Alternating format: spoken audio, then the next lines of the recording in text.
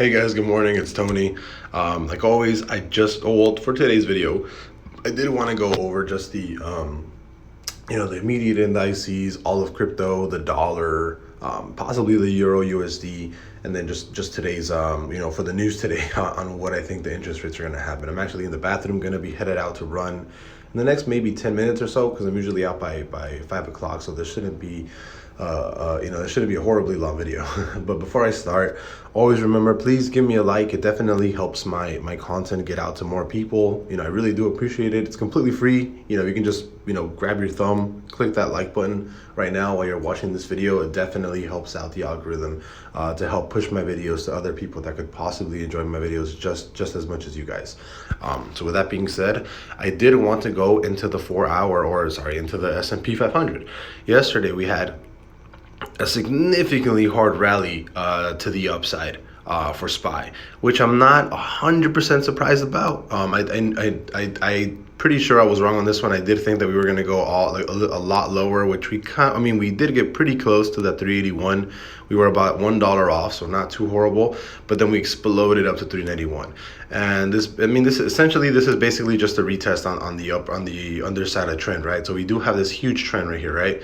Huge trend that started back on, started back on June 16th, right? June 16th. So very huge trend that we actually broke to the underside. And once a trend like this breaks, you are extremely bearish, especially when you have a retest like this, right? Actually, it's a perfect retracement essentially, right? So broke the Darvis box, came all the way down, right?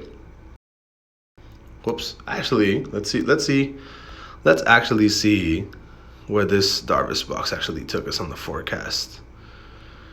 Was this a perfect rundown? Yeah, past the fib. So the forecast would have been, I actually thought we would see like 386 and then bounce, but we actually came down a little bit lower, which is pretty good. But essentially right now what you're looking at is perfectly regular market structure, right? You have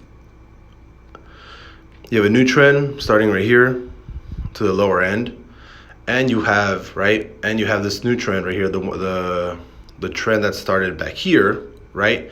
That's actually already broken to the underside. So what's happening now is I think you're actually just retesting, right? So you're on the top of the Darvis box, you're retesting the bottom of the underside of that trend, and I think we're going to come back down to 381. But again, today is the FOMC meeting. We're going to see what's going to happen with the interest rates. So this can really go either way. Right now it's just kind of neutral. It's just sitting there. If we were just looking at TA, then I'd 100% say that we're going to go back to 383.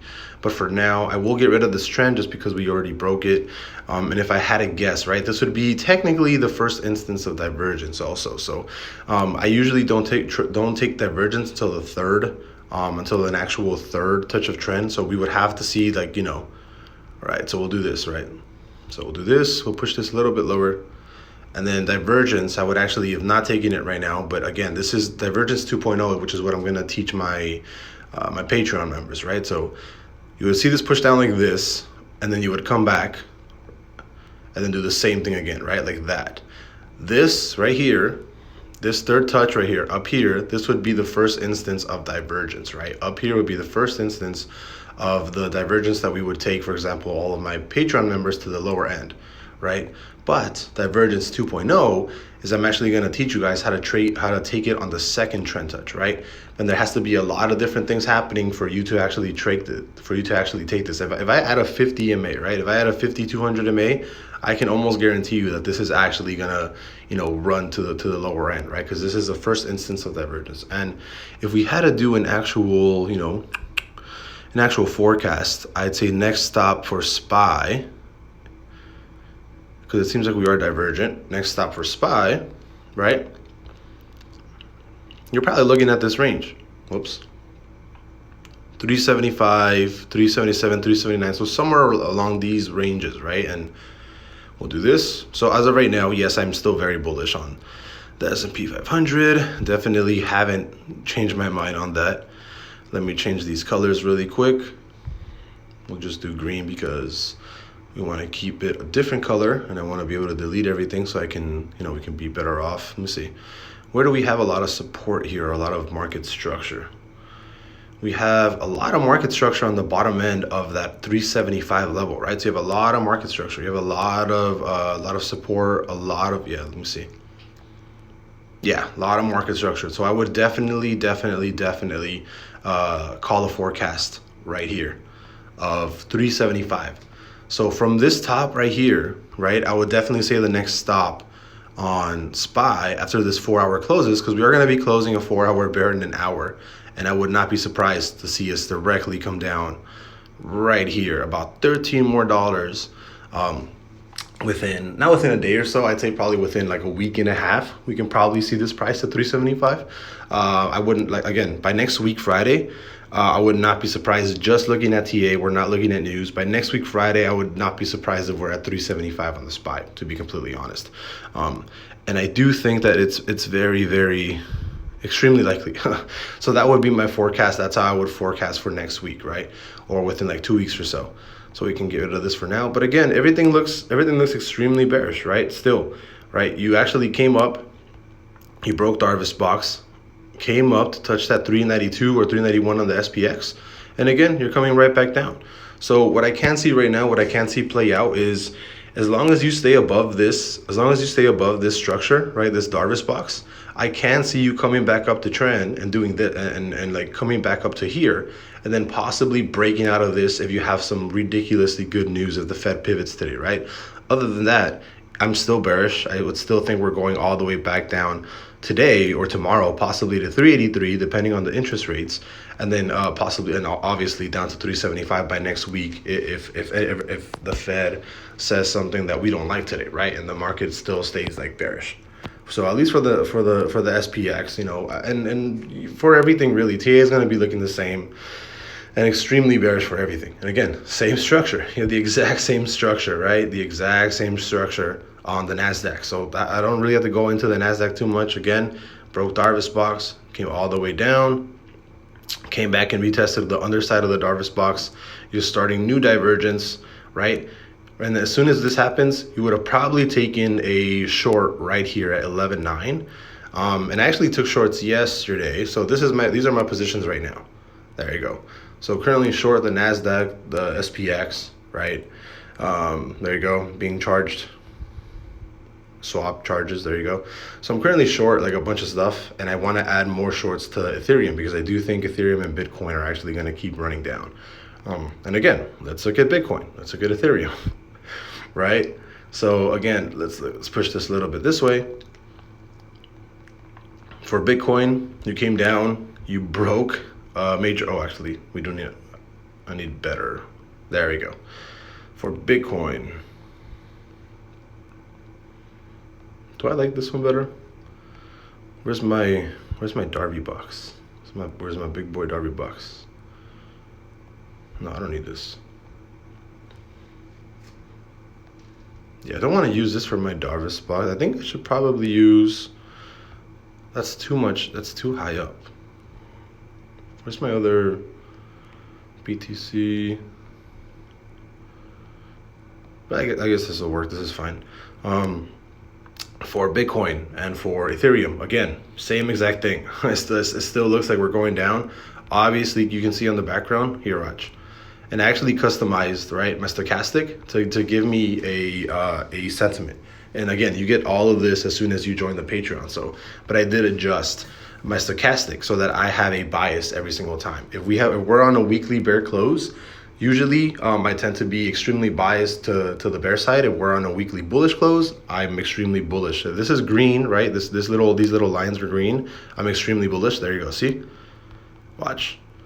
See how it goes green right here on the weekly, right? I'd be extremely bullish. And I would have taken this trade right here 100%. I would have taken the trade here at 18,861, and I would have written it all the way, and I would have just adjusted stop losses. That's all I would have done. Adjusted stop loss. I would have more than likely gone stopped out somewhere here in the 22,000 range. And again, I would have taken this long because we closed the bull weekly, and you see this green, all this green section, right? You're biased towards the bull side. And again, where do we start? Right here. Same thing. This was all bull momentum, right?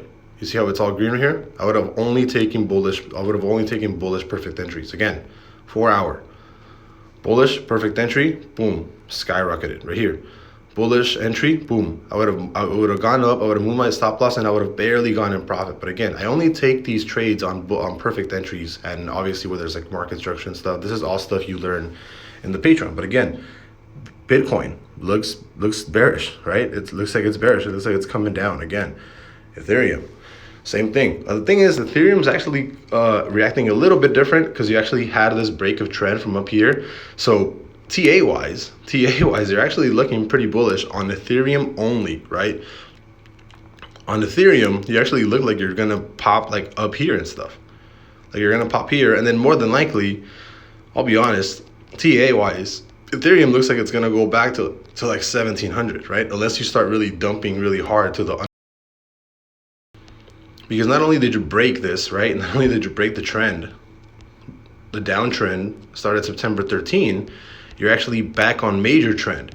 This started back on like, back on those, like on June or something, right? So Ethereum is showing extremely bullish momentum right now just because it broke trend, but everything else is bearish. So I mean, I'm not gonna single out Ethereum just because the SPY, the NASDAQ, and Bitcoin are bearish, right? Ethereum is gonna react with Bitcoin. So I wouldn't be surprised if Ethereum actually dumps. And I'm actually pretty short Ethereum. Look at that. Look at the dollar, dude. Look at the dollar. Jesus. And then again, I do think that the dollar, right? We're gonna be closing an 8-hour bull trigger in the next 2 hours and 57 minutes. On the 8-hour, you have plenty of support on the stochastic right here, right? You're bouncing off this market structure, support on stochastic, really good support. And I think from here, you're actually gonna break this trend right here, right? This trend that started back on, I think like September 7th, right? So you've been on this downtrend for like 2 weeks or so. And I think this is actually gonna break to the upside. And I think target for the DXY is actually going to be 112 within 13 days or so, within 2 weeks, which would bring us back down to a SPY 375, right? So if all TA plays out, I think within 2 weeks or so, right, 13 days, I think we see a S&P 500 back to 375, which is what the forecast was, I think, for the divergence. And again, Euro USD is probably looking the same, right? It's probably looking pretty weak. There you go. You're going to close an 8-hour bear trigger on Euro USD as well, and a 4-hour probably already closed. Yeah, there you go. See, 4-hour already closed. You're probably going to come back down. Pretty sure you already broke a trend. Yeah, pretty sure trend is already broken. Let's look at this 4-hour trend. Not yet. You haven't broken the trend yet, but it does look like you're going to be coming back down. And on the weekly, it does look like the weekly looks pretty bad, because you actually closed a bullish week, which is on the Euro USD. You actually don't want to be, if the USD is basically down, right? So if you're bearish on the Euro USD, you're going to be coming back down. And look what's happened, right? You actually closed the bullish week here at $1, but you're actually trading under that. So this is extremely bearish momentum, and I have a huge bias towards the dollar going up, which is essentially in Euro USD down. So, I mean, I think I've gone through everything. I mean, we can check where Apple's trading. Apple's trading a little bit under yesterday's close. Doesn't really matter. I still think everything's going to drop. It seems extremely likely that everything's going to go back down to the other side. If you look at the NASDAQ 100, it's been leading a lot also. So, again, look, you're going right back onto that Darvis box. So, I got to admit, I'm probably like $7,000. Close, like 6K in profit right now. But again, I mean, you can bounce up here maybe. If you actually bounce from this level and go back to trend, that's pretty bullish. But if you actually come all the way back down and you break this Darvis box, which I think you will, because we're going to be closing a 4-hour bear at 6 a.m., I think we're going to go back to lows of, Friday, yesterday. So I'll see you guys later. Bye-bye.